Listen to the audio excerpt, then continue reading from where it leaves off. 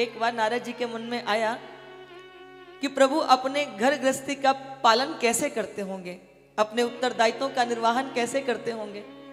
तो नारद जी जो है वो कौतूहलवश चले आए, उनके मन में कौतूहल उत्पन्न हुआ, चले आए देखने के लिए कि जरा प्रभु की गृहस्थी का दर्शन करना चाहिए।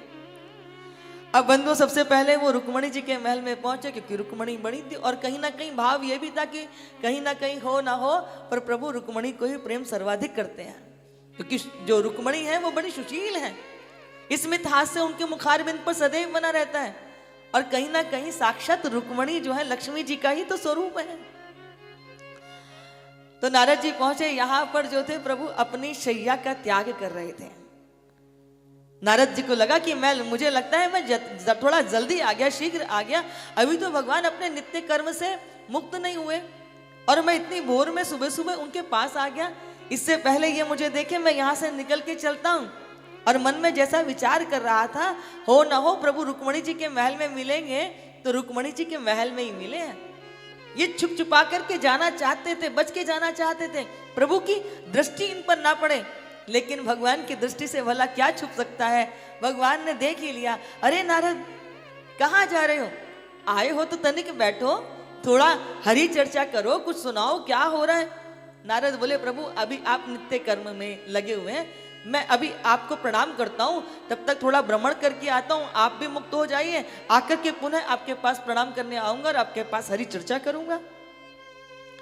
यहाँ से द्वारिका ये नारद जी आगे बढ़े और कहाँ पहुंच गए, जामवंती के महल में पहुंचे। यहाँ शैया का त्याग कर रहे थे, यहाँ दंत धावन कर रहे थे, चकरा गए एक पल को, वहां शैया का त्याग, यहाँ दंत धावन कर रहे। अब फिर छुप करके बच के जाना चाहते हैं, पर प्रभु ने उनसे कहा अरे नारद इतनी क्या शीघ्रता है, अरे जब आ ही गए हो तो तनिक बैठो, कुछ बताओ, कुछ चर्चा करो। नारद जी बोले प्रभु अभी आप नित्य कर्म में हैं, मैं आपके पास आता हूं ना प्रभु, और जल्दी से वहां से ऐसे प्रणाम करके भाग लिए। अब कहां पहुंच गए, सत्यभामा के महल में। सत्यभामा के महल में पहुंचे तो यहां पर सत्यभामा जी प्रभु के स्नान की दिव्य तैयारी करके बैठे हुए थे, अनेक प्रकार के रस वहां रखे हुए स्नान करने के लिए, और प्रभु वहां स्नान करने के लिए आगे अपने आप को प्रस्तुत कर रहे हैं। तभी क्या हुआ, नारद जी ने देखा तो चक्कर से आवे लगे कि हे प्रभु ये क्या, एक जगह शैया का त्याग, एक जगह दंत दावन, एक जगह जो है वो स्नान करवे जा रहे थे।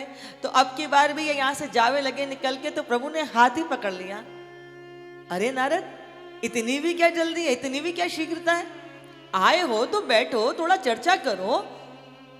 नारद जी ने चरण पकड़ लिए, प्रभु अपराध बन गया, मुझसे गलती हो गई, मेरे पिता ब्रह्मा जी आपकी लीला ना समझ पाए तो उनका मानस पुत्र मैं नारद आपकी लीला को कैसे समझ सकता हूं, मुझसे अपराध बन गया। भगवान कहते हैं नारद अपराध तो बना, हाँ ब्रह्मचारियों को, संतों को ज्यादा गृहस्थियों के घर में ताक झांक नहीं करनी चाहिए।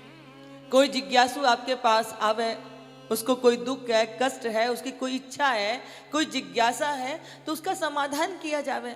नहीं तो कई बार ऐसा होता है कि हम घरों में ज्यादा घुसते हैं तो फिर क्या होता है, उसके जो विचार हैं, उसके जो प्रपंच है वो कहीं ना कहीं साथ में जुड़ जाते हैं। तो भगवान कहते हैं साधु का कर्म है भजन करना, और उस भजन के माध्यम से लोगों का कल्याण करना, उनको बीच में सुंदर भाव प्रस्तुत करना, सुंदर सत्संग देना। यहाँ भगवान ने नारद को खूब आनंदित किया है। नारद जी चकरा करके हाँ कि प्रभु आपकी लीला तो मेरे पिता ब्रह्मा जी नहीं समझ सकते, मैं आपकी लीला कहां से समझूंगा।